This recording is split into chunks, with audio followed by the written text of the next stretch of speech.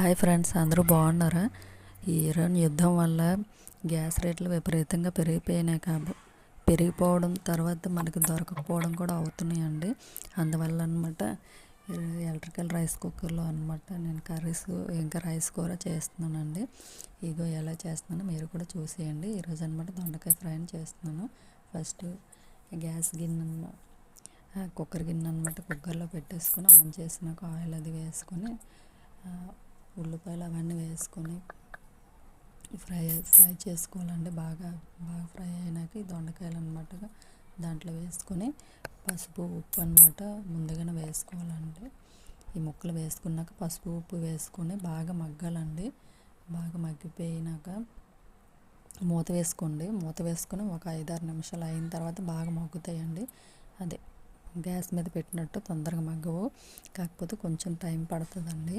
మూత పెట్టుకొని అలాగ ఒక 5 నిమిషాలు వదిలేసినాక ఈ లోపు అనమాట చూడండి ఎలా మగ్గాయో. ఒక 5 నిమిషాల తర్వాత అలా మగ్గుతాయి. మగ్గిన తర్వాత ఇప్పుడు అనమాట దాంట్లో పసుపు ఉప్పు ఆల్రెడీ వేసేసుకున్నాం కదా, కారం మసాలా అవి వేసుకోండి. ఉప్పు సరిపోకపోతే ఇంకొంచెం వేసుకోండి, సరిపోతే మరి వేయొద్దు. ఇప్పుడు కలిపేసుకున్నాక మళ్ళీ మూత పెట్టాలండి. వాటర్ ఏమి వేయొద్దు, నేను ఫ్రిడ్జ్లో నుండి తీసానండి. ఆ వాటర్ నాకైతే సరిపోయింది. మీకు ఇంకా సరిపోలేదంటే వేసుకోండి, లేకపోతే అవసరం ఏం లేదండి. నేనైతే ఫ్రై చేసుకున్నాను కదా, అందుకే వాటర్ ఏం వేసుకోలేదు.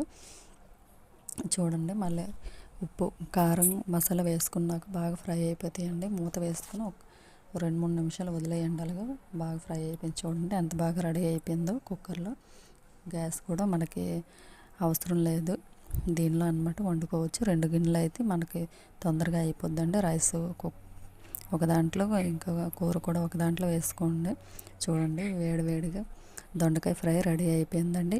ఈ వీడియో అనమాట మీకు నచ్చితే ఒక లైక్ చేయండి. నా ఛానల్ని సబ్స్క్రైబ్ చేసుకొని నా ఛానల్కి సపోర్ట్గా ఉండండి. ఒక లైక్ చేయండి ఫ్రెండ్స్. మీ ఇంట్లో కూడా ఎలక్ట్రికల్ రైస్ కుక్కర్ ఉంటే ట్రై చేయండి. మన గ్యాస్ కూడా సేవ్ అవుతుంది. Bye friends.